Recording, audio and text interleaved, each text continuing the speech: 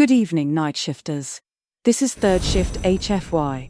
Settle in and let tonight's stars tell their story. Log entry begin. Designation: HFY Station, Peripheral Asset Reconnaissance Division, Scribe Unit. Location: Observation Perch 7, Neutral Drift Orbit, above Terran Cradle.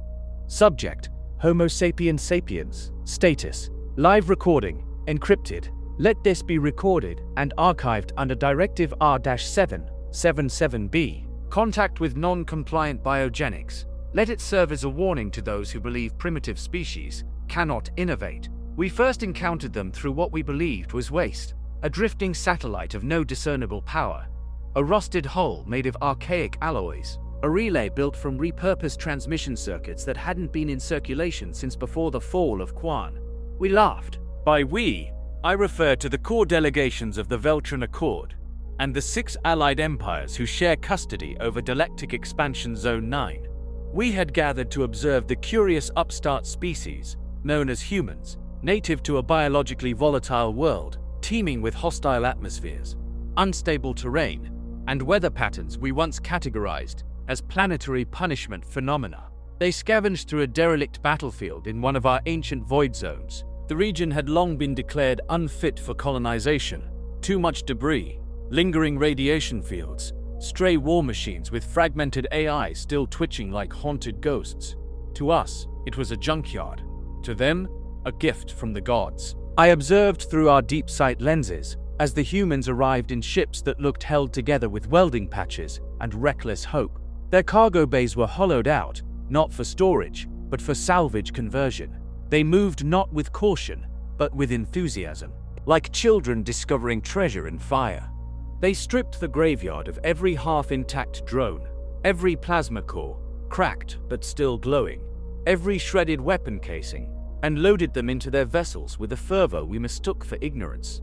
We assumed they were desperate. We were wrong. They were studying. Within cycles, their ships began to change. Their engines stopped sputtering and started singing. A hum, we later realized, was an efficiency modulation tuned from a hybrid Veltran Panari propulsion design we had long abandoned. Their weapons stopped overheating. Their shields began absorbing and redirecting energy pulses with alarming precision. They were fixing our broken past and rewriting the future in their own image. We discarded it as junk. They made it a doctrine, and then they used it. Log entry continues.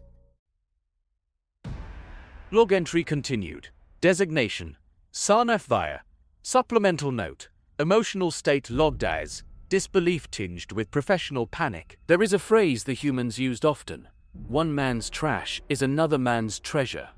At the time, I believed it to be metaphorical, charming even, until they turned a forgotten Veltran battlecruiser husk into a ghost ship cannon. The incident occurred at Grid Point Delta 9, a border choke we had long deemed irrelevant.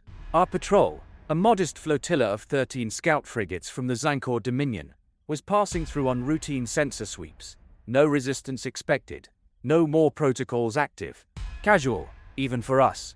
Then it happened, a ripple in space, a flicker on long-range gravimetric sensors. And then, they rose.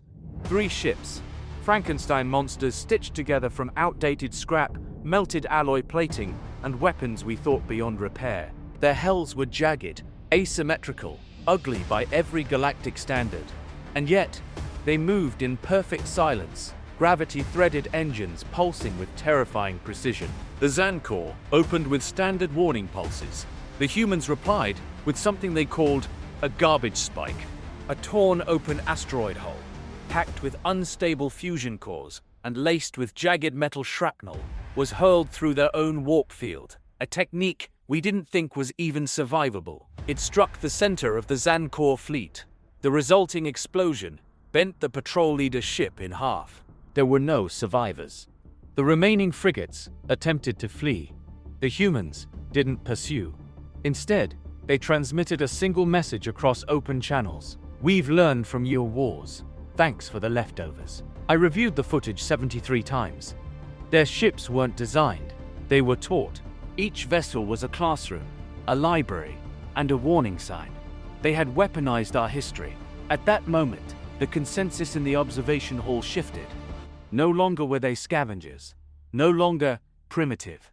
No longer unworthy. They were students. And their final exam was war. Log entry continues. Log entry continued. Designation: Zarnath Via. Emotive index: suppressed alarm rising toward existential unease. The Zan Corps called an emergency session.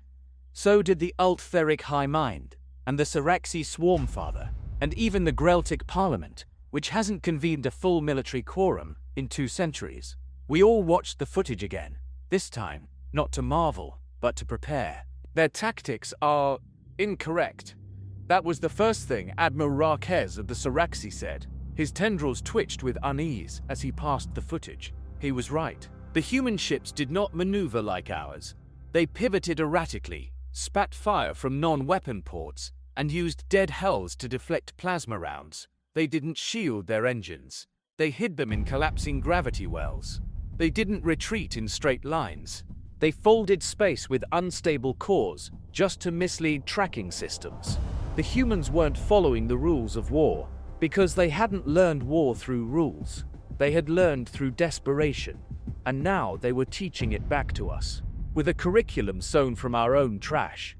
I received a report from a Saraxi scout who dared enter what they now call the Scorch Belt, a region once filled with abandoned mining stations and collapsed battle wrecks from the First Cycle War. He said the humans live there now. They're growing algae on forgotten war cruisers. They're reprogramming our combat drones to serve as repair crews. They have a neural link system rigged together using biotech stolen from the Tenketh archives, which was supposed to be locked behind a black cipher no mind could decode. How did they unlock it? They used a child's toy they built from plastic waste and taught it to solve the cipher through play. We always thought trash was the end of usefulness.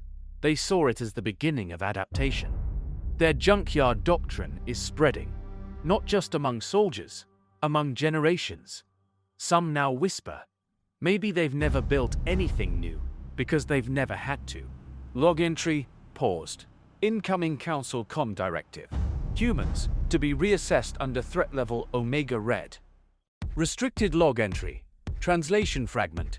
Witness: Yonarek, former salvage class engineer of the Zolarai Empire. Location: Site 72C, The Furnace, Human Repurposing Facility. Emotive readings: dissonant awe, involuntary respect, deeply rooted fear. I was taken alive. Not out of mercy, out of curiosity. They needed someone who understood how to tear open an all-class destroyer hull without setting off its failsafe plasma core. I did. I wish I didn't. The humans don't build like we do. They assemble, weld, stitch, graft. Nothing in their base matched. A corridor lit with mining rig LEDs led to a door once part of a coalition ambassadorship, held in place with melted down scaffolding from a derelict pleasure yacht. But somehow, it all worked. And not just worked, thrived. One of them, a wiry technician with oil-slick hands and a grin too wide, handed me a tool built from a broken plasma fork, 3 screwdriver shafts, and a piece of bone. "Here you go, Yanni," he said, patting me like a pet. "You're on bolt duty." I asked him what it was called. "Oh, that's the stabity bit. Is it a weapon?" "Buddy," he laughed. "Everything here is a weapon." They harvested Starbeast chitin to armor their suits. They trained rodents to crawl through collapsed ducts with recon beacons strapped to their backs. They used acidic alien blood from a previous species we fought, preserved in gelatin capsules, as makeshift grenades. I watched them load drone carriers with missiles made from fertilizer drums and rocket sled parts. They duct-taped the targeting sensors from 3 different species onto a single rusted casing and hit fire. It shouldn't have worked, but it did. Time after time, their improvised weapons outmaneuvered, outlasted, and outsmarted us. They don't waste, they don't forget, and worst of all, they don't stop. One night, as I lay beneath a dangling fan blade ceiling, yes, that was their climate system, I overheard the commander say something that I now repeat to myself in the dark. "You know the difference between us and them? They throw things away. because they can make more. We never had that luxury. And I knew then, they don't just live in the junk. They've made it sacred. Log entry terminated. Transmission jammed by local human encryption. Awaiting debrief, if I survive. Excerpt from Coalition Battle Journal. Incident number 9. 2. Zeta Commander. Relics. Apex Force Unit 7. Personal commentary. Translated and declassified. Objective. Rustspire, a sprawl of metal refuse and shanty architecture. A human fort cobbled from old ship husks, broken generators, antenna arrays, and more than one gutted alien siege tank. Our analysts laughed. Our generals called it a final insult to the concept of engineering. We deployed 3,000 soldiers. Orbital scans read no functioning turrets. Thermal imaging saw only a few dozen bodies. Easy. We advanced in formation. Drones buzzed ahead. No resistance. No sounds but wind dragging metal along the rusted walkways. One soldier picked up a half-melted helmet. "Is this a trap?" he asked. It was. The first wave disappeared without gunfire. No alarms, no screams. Just gone. The second wave triggered what we now call the whisper traps. Ambient frequency bombs that vibrated at the same frequency as our armor's magnetic locks. Suits collapsed inward, crushed, silently. When we tried to retreat, the tunnels shifted. They'd moved the walls. Each corridor had been remade with counterfeit mapping tags. Our HUDs thought we were going left. We turned right. Into the grinders. Yes, grinders. Old cargo hold turbines, repurposed with teeth welded on. A quarter of our force perished in the first 5 minutes. We saw them eventually. The humans. Perched high in scaffolds, their shadows long, their movements casual, like scavengers watching a carcass soften. They didn't fire until we were disoriented. Then came the acid bolts, the tripwire mines, and worst of all, the Banshee drones. We called them that. You'd hear a whine, then a shriek, then heat and screaming metal.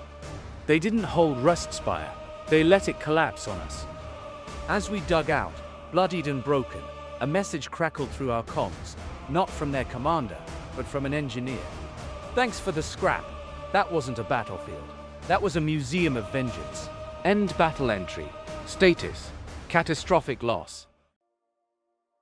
Translation log. Prisoner interview. Alpha 1129. Subject: Commander Zaloon of the Karafi High Host. Location: Coalition detainment ship, orbiting Dead World, Riven 9. I will never forget the sound. Not the screech of metal, not the grind of collapsing tunnels, but the sound of the humans. Laughing.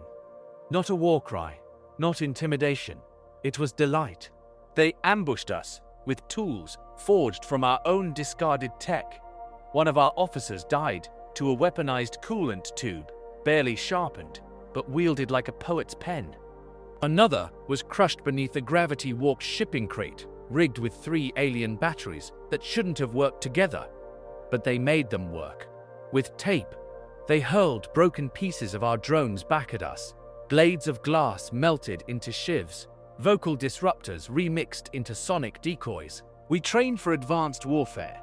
They studied garbage and found art in it. We called them feral. They called it upcycling. When they breached our command shelter, I expected soldiers. What I saw were tinkerers. One wore a bandolier of mismatched ammo, none of which should have worked in the same rifle. It did. Somehow. Another had armor made from Coalition evacuation hatches, bulletproof from the inside out.